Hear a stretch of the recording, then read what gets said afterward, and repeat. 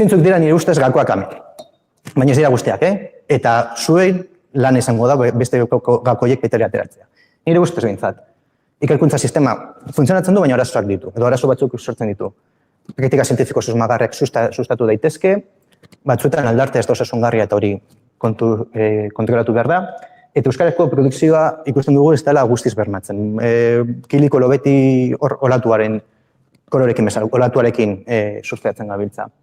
Eta hurbilketa osagarriek zientzia esanguratsua egitea baimentzen digu, aldartea hobetzen du, eta gainera euskaraz sendotzen dugu ikusten ikergazte. Ikergazte da adibirik onena. Gazteak bere egunerokoan dabiltzala beti agodiatuta, estresatuta eta bar, entzen dira ikergaztera eta superposik eritzen dira. Beti oso ondo pasatzen dute, beti azpimarratzen dutena da giroa. Ze giro dagoen, ze beste kontu bat dela. Eta hori zergatik da euren filosofia jarretzen duelako. Eta guk hemendik badukagu ekarpen hori egiterik. Orduan, guzti hau kontutan hartuta, nire hipotesia zein da.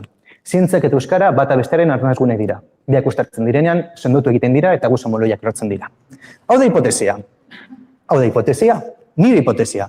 Zer egin behar dugu orain? Edo faltzotu, edo faltzotu egiten ez dugun bitartean onartu.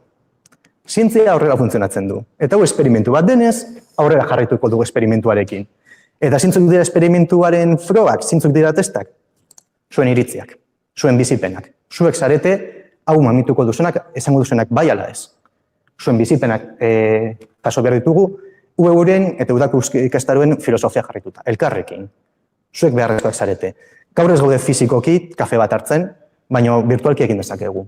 Eta jasoko ditugu zuen iritziak. Esan dugu, sare sozialen bidez, baina baita ere norbaitek modu anonimoan egin nahi baldin badu, oker izango du. Eta guzti jasoko ditugu. Iritzi guztiak beharrezkoak dira, zenen lurra lantzen duenarentzat da. Eta lurrek lantzen duena da ezagutzen duena lurrak zer behar duen. Zuek zarete, zientziek zer behar duten, hoberen dakizuena. Eta eskerrik asko, pantailaren bestaldean egoteagatik.